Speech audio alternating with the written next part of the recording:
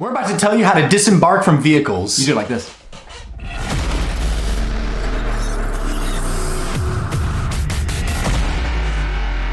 So we have a community online. It's a Facebook group called Game Talk for Gamers. And in that group, Rob Woods asked us to cover the topic of how to disembark from vehicles and kind of the rules involved. I can understand why somebody would want to know this because vehicles are kind of confusing. A lot of people don't understand even why you would use them. The main rule is for disembarking that if you get out of a vehicle, the vehicle can then move. But if the vehicle already moves, you can't get out of the vehicle.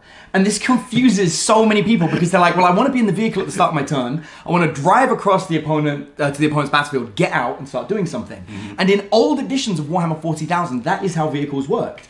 Yes, so you get like a boost move at the start of the game if you were inside a vehicle. Yeah, which would be huge. But in 9th edition, the way it works is that if a unit is inside a vehicle at the start of the movement phase, and then that vehicle moves, the unit inside is not allowed out. So you cannot disembark from a vehicle that's already made a move. Now, there are some exceptions. For example, the Impulsor does allow you to leave at the end of movement. And there are even some stratagems that some armies have, like the White Scars, that will enable them to get out at the end of the movement instead. Makes sense. But for most armies, you're going to have to get out of the vehicle before the vehicle makes a movement if you want to get out. And so the official rules for disembarking is you have to get out of the vehicle before it makes a move. After it makes a move, you're not allowed to.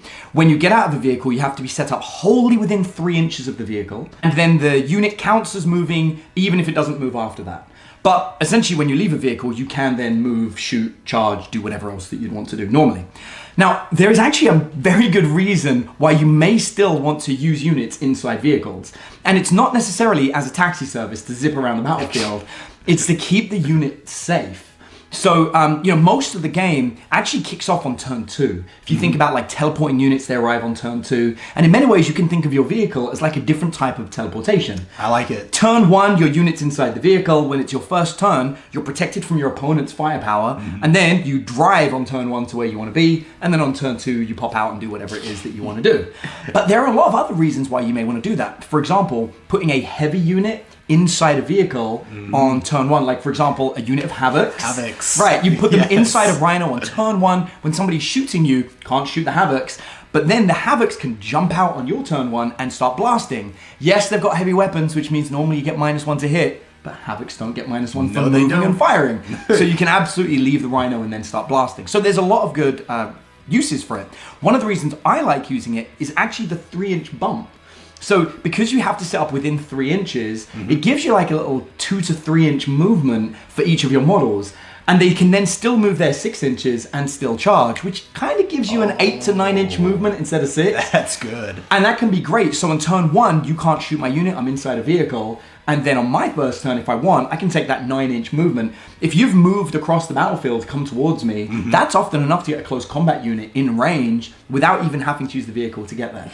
So there are a lot of ways to use this rule, but and I can understand why it can be a little bit confusing for some people. But just remember that if the vehicle moves, you cannot disembark from it. So you gotta disembark before the vehicle moves. But when you start thinking of a vehicle not as a taxi service, but instead as something that can be moved onto objectives, as something that can block line of sight, as something that can engage enemy units to stop them from shooting because they're in close combat, vehicles have some really cool uses. And that's about it. That's how disembarkation works.